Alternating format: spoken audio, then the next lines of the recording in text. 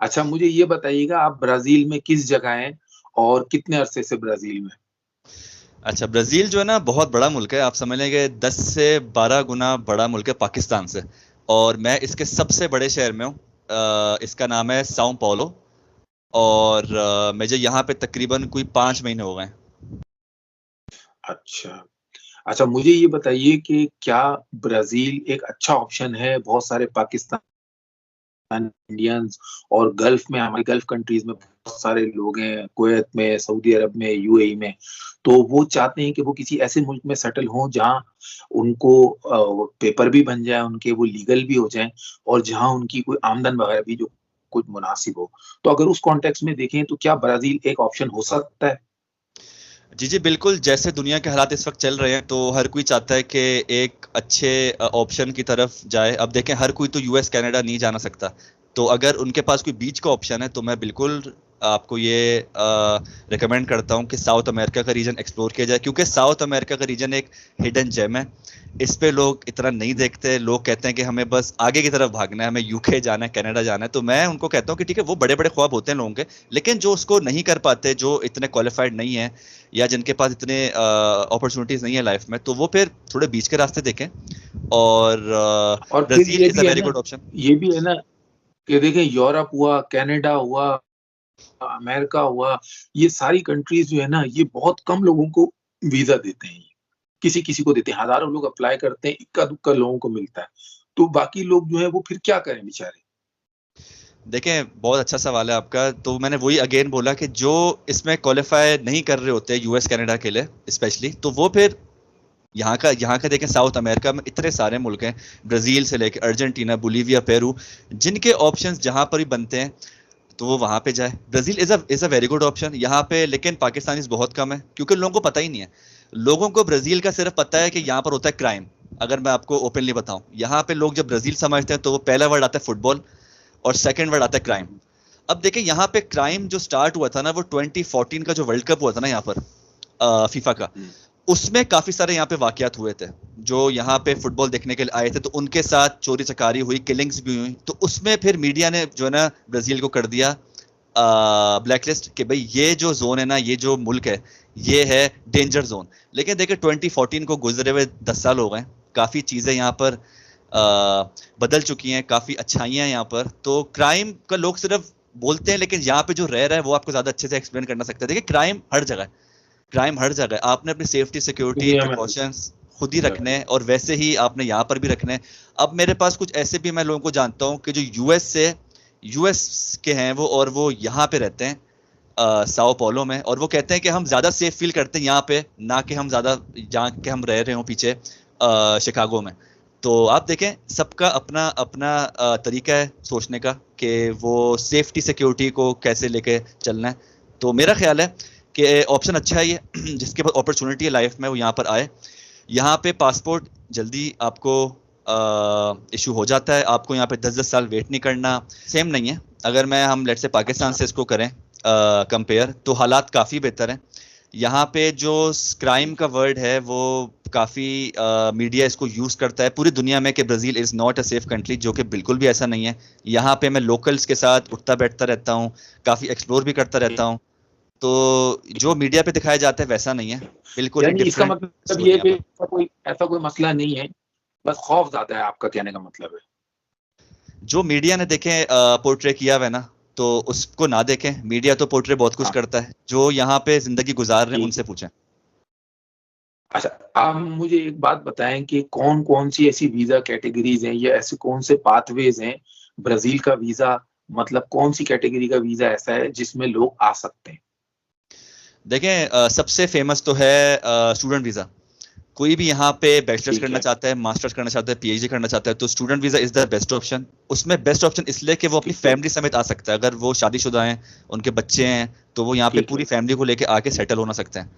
उसके अलावा फिर बहुत ठीक है, सारी वीजा कैटेगरीज हैं, जैसे कि हो गया हाँ, work visa, digital nomad visa. ठीक है, अगर आप ऑनलाइन अर्न करते हैं तो आप यहाँ पर आके ब्राजील में रह के वे, यानी इसको एक्सप्लोर भी कर सकते हैं और यहाँ पे रहते हुए अर्न भी कर सकते हैं। जी, जी। इसके साथ हो गया और investment visa. What about visit? Visit visa का बताया ना, क्योंकि सबसे ज्यादा लोग, उनके पास और कोई बेस नहीं होती, वो विजिट वीजा कहते हैं बस हमारा किसी तरह लग जाए और हम वहां जाएं और सेटल हो जाएं। देखिए विजिट वीजे का रेशियो पाकिस्तान इंडिया से कम है, मगर मैं आपको बताऊं क्लियरली, कम है लेकिन मिलता है लोगों को। अब ये नहीं है कि बिल्कुल ही बंद हो गया। एक जमाने में, अभी रिसेंटली हुआ है बंद, अगर मैं आपको बताऊं तो अभी इस वक्त विजिट वीजा इशू नहीं कर रही एम्बेसी, क्योंकि एप्लीकेशंस बहुत ज्यादा आ गई हैं, लेकिन वो स्टूडेंट वीजा इशू कर रहे हैं। लेकिन ये होता रहता है, कभी ओपन हो जाते हैं तो कभी कभी हो जाते हैं बंद। लेकिन एक अच्छा ऑप्शन ये है कि जो ऑलरेडी पाकिस्तान इंडिया से, जी जी, लेकिन एक अच्छा ऑप्शन उनके लिए जो ऑलरेडी पाकिस्तान इंडिया से बाहर रह रहे हैं ना, जैसे कि यूरोप में रह रहे हैं, यूएई में रह रहे हैं, उनके लिए बहुत अच्छा ऑप्शन है। प्लस वहां से सक्सेस रेट भी बहुत अच्छा है कि जो वहां से विजिट वीजा अपना इशू कराते हैं उनका लग जाता है इजली। अच्छा अच्छा, विजिट वीजा, मुझे ये बताएं कि फिर वो हो सकता है बंदा, अगर वो कहीं उसको जॉब मिल जाए या वो कोई बिजनेस कर ले अपना, तो क्या हो सकता है लीगल, वापस तो नहीं आना पड़ता? जी जी बिल्कुल, विजिट वीजा यहाँ पे कन्वर्ट हो सकता है इनटू स्टूडेंट वीजा, अगर आप बैचलर्स मास्टर्स पीएचडी करना चाहते हैं, या अगर आपको किसी पोर्चुगीज लैंग्वेज कोर्स में भी पढ़ना है तो आप उसका भी स्टूडेंट वीजा ले सकते यहाँ पे पढ़ सकते हैं। प्लस फिर अगर आपको यहाँ पे कोई काम वर्क मिल में भी जाता है, हो जाता है कन्वर्ट? जी जी जी जी, अगर आपको विजिट कुछ, वीजा वर्क में भी हो जाता जी थोड़ा सा मुश्किल है वर्क वीजा में कन्वर्ट करना, लेकिन पॉसिबल है, हो जाता है। इनकी है? अच्छा मिनिस्ट्री से अप्रूवल चाहिए होता है, लेकिन हो जाता है। प्लस फिर बिजनेस वीजा में भी कन्वर्ट हो जाता है, अगर आपके पास एक अमाउंट है यहाँ पर, आप इन्वेस्ट करना चाहते हैं, आप बिजनेस करना चाहते हैं, या आप कोई प्रॉपर्टी लेना चाहते हैं, तो उस पर भी कन्वर्ट हो जाता है। और प्लस अच्छा। अगर आप और यहाँ पर, जी जी, फैमिली को भी फिर इंसान अपनी फैमिली को भी बुला सकता है अगर वो लीगल हो जाए तो?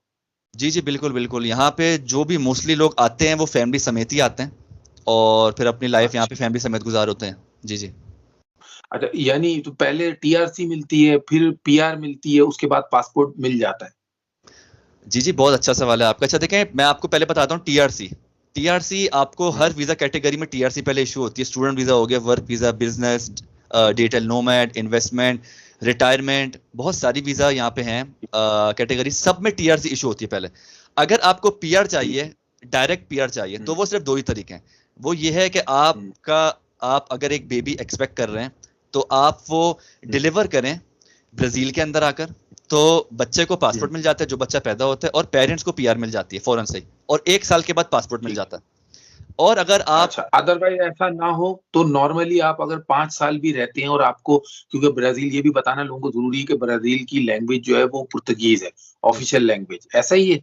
जी जी बिल्कुल ऐसा ही है। और मैं आपको ये बात यहाँ बता दूं कि पोर्तुगीज जुबान ही सिर्फ ब्राजील में चलती है। अगर आपको पोर्तुगीज नहीं आती तो आपको यहाँ पे सर्वाइवल, यानी कि आपको करना थोड़ा मुश्किल है, क्योंकि यहाँ पे इंग्लिश नहीं चलती। यहाँ पे इंग्लिश, उर्दू, हिंदी बिल्कुल भी नहीं चलती। Less than 2% of the total population in Brazil speaks English. तो आपको पोर्तुगीज सीखनी होगी, नहीं आती तो आते ही किसी लैंग्वेज स्कूल में इनरोल हो जाएं, या पीछे से सीख कर आए। यानी आप ये कह लेंगे पुर्तगाल की एक कॉलोनी था ब्राजील, तो ब्राजील और पुर्तगाल का भी बड़ा क्लोज रिलेशन है। जिन लोगों के पास ब्राजीलियन पासपोर्ट या पीआर या टीआरसी वगैरह होती है, उनके लिए फिर यूरोप में पुर्तगाल एक बहुत आसान ऑप्शन हो जाता है। पुर्तगाल का जो ब्राजील का जो पासपोर्ट है, उसके और भी कई फायदे हैं, दुनिया में बहुत सारे ममालिक आप जा सकते हैं, लेकिन जाहिर है उसके लिए आपको वहां जाना पड़ेगा। इसीलिए मैंने आपसे ये पूछा है कि ये बताएं कि विजिट वीजा पे जो लोग वहां चले जाते हैं तो वो काम कैसे तलाश करें? मिसाल के तौर पे किसी ने काम करना है तो वो क्या करें, कौन से काम उनको मिल जाते हैं? लैंग्वेज का तो आपने बता दिया। अच्छा देखें, आते ही थोड़ी सी मुश्किल होगी क्योंकि जुबान नहीं आती होगी, लेकिन आते ही अगर थोड़ी बहुत जुबान सीख ले बंदा आकर, तो देखें काम ठीक है। यहाँ पर मिल जाते हैं। लोग यहाँ पे ऊबर भी कर रहे हैं, लोग यहाँ पे कंस्ट्रक्शन कंपनीज में भी काम कर रहे हैं, लोग एज अ बुचर भी काम कर रहे हैं, फार्मिंग में भी काम कर रहे हैं, फैक्ट्रीज में भी काम कर रहे हैं। अभी रिसेंटली मैंने अपने यूट्यूब चैनल पे एक वीडियो अपलोड की है जिसमें एक भाई के साथ मैंने इंटरव्यू किया है। वो यहाँ पे हलाल फैक्ट्री में काम करते हैं, तो हलाल फैक्ट्रीज में यहाँ पे जॉब मिल जाती हैं। चॉकलेट फैक्ट्रीज हैं, कॉफी फैक्ट्रीज हैं, सिगरेट फैक्ट्रीज हैं। तो देखें काम, तो देखें जैसे दुनिया जहां में काम बंदा ढूंढता है तो मिल जाता है, वैसे ही ब्राजील का भी है, ढूंढने से आपको मिल जाता है। थोड़ा सा जुबान का इशू है, जुबान पे अगर थोड़ा सा फोकस कर लें तो आपके लिए काम मिलना आसान है। अच्छा, ये इसका मतलब ये है कि ये बताएं कि क्या साओ पाउलो में ही ज्यादातर फैक्ट्रीज वगैरह हैं या किसी और सिटी में भी? किस सिटी जाएं अगर ब्राजील आए तो, कहाँ सेटल हो? देखें Sao Paulo is like Karachi, एक बिजनेस हब है। अगर ऑफ कोर्स जब भी पाकिस्तान का सोचते हैं तो हर कोई कराची आने के सोचता है कि यहाँ पे आके काम करना है, वैसे ही आप समझे साओ पौलो है। लेकिन फिर ब्राजील बहुत बड़ा है, रियो डी जेनेरो है, बहुत फेमस सिटी है, ब्राजीलिया है इसका कैपिटल। अगर किसी को लाइफ एंजॉय करनी है, यानी कि घूमना फिरना है, तो वो फिर इन स्टेट से दूर रहे। वो एक स्टेट है यहाँ पे सेंटा कैटरीना, वो बहुत ही खूबसूरत स्टेट है, और वहां जाते ही ऐसा फील होता है कि आप आ गए हैं यूरोप में। तो वहां पे बहुत सारे रहते हैं इटालियंस, जर्मन्स, स्वीडिश, तो काफी सारा यूरोपियन उनका लाइफस्टाइल है वहां पर अच्छा सा। तो वो स्टेट बहुत अच्छी है, और मेनली फैक्ट्रीज भी वहीं पर ही हैं, सेंटा कैटरीना। अच्छा, क्या नाम बताया आपने उस सिटी का? ये स्टेट है सेंटा कैटरीना। सेंटा कैटरीना, यानी अगर आपने किसी फैक्ट्री वगैरह में काम करना है तो सेंटा कैटरीना जो है वो ज्यादा बेहतर है। उसमें जाहिर अच्छा, मुझे अब ये बताएं कि वेजेस या इनकम वगैरह वहाँ क्या हिसाब किताब है? ये चलता है इनकम इनकम वगैरह, मतलब कितनी हो जाती है, ताकि लोग अपना हिसाब लगा सकें पाकिस्तानी, इंडियन या यूएई में बैठ के, कि उनको कोई फायदा भी है वहाँ काम करने में या नहीं?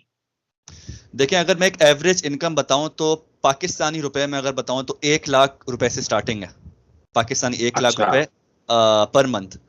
उसके बाद फिर ऑफ कोर्स आपकी जॉब पे डिपेंड करता है कि कितनी अच्छी जॉब है। फिर आपको अगर आपको आगे प्रमोशन वगैरह मिल रही है तो फिर आपकी सैलरी इंक्रीज होती रहती है। लेकिन 1 लाख स्टार्टिंग इनकम है। मुझे यूएस डॉलर में बताया ना कि एक आम बंदा अगर कोई मिसाल के तौर पे किसी बूचर शॉप पे काम कर रहा है या किसी रेस्टोरेंट में काम कर रहा है, तो अंदाजन उसको कितने वो मतलब पैसे कमा लेगा, उसको कितने तनख्वाह मिल जाएगी? यूएस डॉलर में आप समझे कि $350 से स्टार्टिंग सैलरी यहाँ पर। $350 स्टार्टिंग है, ठीक है, $350 से। जी ठीक है। फिर ऑफ कोर्स यहाँ पे मैंने देखा है कुछ लोगों को कि जो हजार डॉलर्स भी अर्न करते हैं पर मंथ। ठीक है, तो वो डिपेंड करता है आपकी जॉब, डिपेंड करता है कि स्किल, हाँ, क्या आपकी स्किल क्या है, कि आप बिल्कुल कोई आम काम कर रहे हैं या आपको स्किल। लेकिन मेन बात यही है कि आपको अगर वहां पे किसी एम्प्लॉयर से बात करनी है, उससे कॉन्ट्रैक्ट लेना है ताकि आपके पेपर बन सके, वो उसी सूरत होगा जब आपको लैंग्वेज आती होगी। बिल्कुल ऐसी है। कुछ यहाँ पे फैक्ट्रीज हैं जहाँ पे आपको लैंग्वेज की जरूरत नहीं है, जैसे कि हलाल चिकन फैक्ट्रीज। वहां पे आपका ज्यादातर आपने किसी से बातचीत नहीं करनी, आपने चिकन के साथ काम करना, तो वहां पे आपको जुबान की रिक्वायरमेंट नहीं है। लेकिन अगर आप किसी और कंपनी वगैरह में काम करते हैं तो आपको जुबान आनी चाहिए। सही कहा, अगर आप अपनी वीडियोस में भी, आपका यूट्यूब चैनल भी, अपनी वीडियोस में भी आप ये इन्फॉर्मेशन देते हैं, तो क्या है आपका यूट्यूब चैनल का नाम, क्या है, किस तरह की वीडियोस आप शेयर करते हैं, मुख्तसर सा बताएं। जी, मेरे YouTube चैनल का नाम है सरोज हसन, जो कि मेरा अपना नाम है, SAROSHHASSAN। और उसके ऊपर मैं तमाम तर अपनी लाइफ और ब्राज़ील के हवाले से तमाम तर जो भी इनकी वीज़ा की हैं कैटेगरीज, कोई अगर सक्सेस स्टोरी है तो वो तमाम तर आपको ब्राज़ील के हवाले से नॉलेज मेरे यूट्यूब चैनल पर मिल जाएगी। और मेरा हैशटैग है पाकिस्तानी इन ब्राज़ील, तो वो अगर आप कहीं पर भी सर्च करेंगे तो मेरा नाम वहाँ पर पॉप आउट हो जाएगा। अच्छा, मुझे ये बताएं कि कोई आपसे अगर राब्ता करना चाहे तो मैं इस वीडियो के डिस्क्रिप्शन में आपके चैनल का लिंक शेयर कर दूं, वो आपसे राब्ता कर ले? जी बिल्कुल। बस ठीक है, मैं आपके यूट्यूब चैनल का लिंक शेयर करता हूं ताकि लोग वहां आए, बहुत सारी मालूमात पहले ही मौजूद होंगी, उन्हें देख लें, और चाहे तो फिर आपसे वहीं आपका नंबर भी होगा, आपसे राब्ता भी कर लें। ठीक है ना? अच्छा, आज आप बताएं मुझे कि ये जो काम के हवाले से आपने कहा कि क्या वहाँ पाकिस्तानी और इंडियंस हैं ब्राजील में, और अगर हैं तो वो किस तरह की जॉब्स करते हैं या बिजनेस करते हैं या क्या काम करते हैं, रोजगार उनका क्या है? अच्छा, सबसे पहले तो पाकिस्तानीज यहाँ पे बहुत कम है। जो पाकिस्तानी एम्बेसी का जो एक डेटा है उसके हिसाब से यहाँ पे पाकिस्तानी 1000 के करीब हैं। लेकिन अगर आप इसको गूगल पे सर्च करें तो आता है कि 2500 के करीब है। तो अभी ये एग्जैक्ट नंबर किसी को नहीं पता। लेकिन इंडियंस यहाँ पे काफी ज्यादा हैं, यहाँ पे कुछ 30,000 प्लस इंडियंस रहते हैं। तो इंडियंस यहाँ पे काफी ज्यादा हैं। उन्होंने अपने यहाँ पे फूड यानी कि शॉप्स वगैरह ओपन की हुई हैं, उनके बिजनेसेस हैं यहाँ पर, रेस्टोरेंट्स हैं, और वो यहाँ पर एक यानी कि काफी टाइम से आ रहे हैं। जब पाकिस्तानी बांग्लादेशी यहाँ पे कभी आए भी नहीं थे, तो वो उस टाइम से यहाँ पे रह रहे हैं। ठीक है। अच्छा, मुझे ये बताइएगा कि अब ये तो हो गया जॉब का, अर्निंग का भी आपने बता दिया कि ब्राजील में क्या है।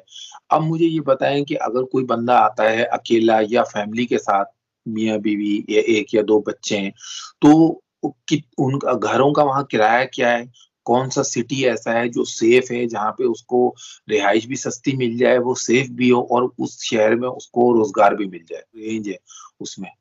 देखिए मिनिमम अगर आपको यहाँ पे कोई घर चाहिए, कोई अपार्टमेंट चाहिए छोटा सा 1-2 रूम्स का, तो वो तकरीबन $300 में इजिली आपको मिल जाता है।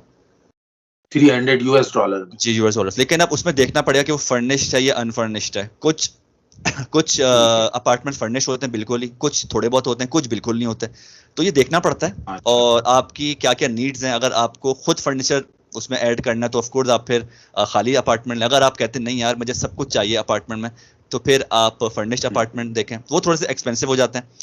और ये साओ पाउलो थोड़ा एक्सपेंसिव है जैसे मैंने आपको बताया, लेकिन अगर आप बाकी शहरों में जाते हैं, स्पेशली सेंटा कैटरीना के, जो मैं रिकमेंड करता हूँ सबको कि अगर कोई भी ब्राजील आ रहा है तो वो थोड़ी अच्छी जगह जाना चाहेगा ना यार, कि उसको लाइफस्टाइल भी चाहिए है, उसको फैमिली को एक्सप्लोर भी कराना है, तो वो सेंटा कैटरीना का स्टेट है, उसके अंदर बहुत सारे शहर हैं।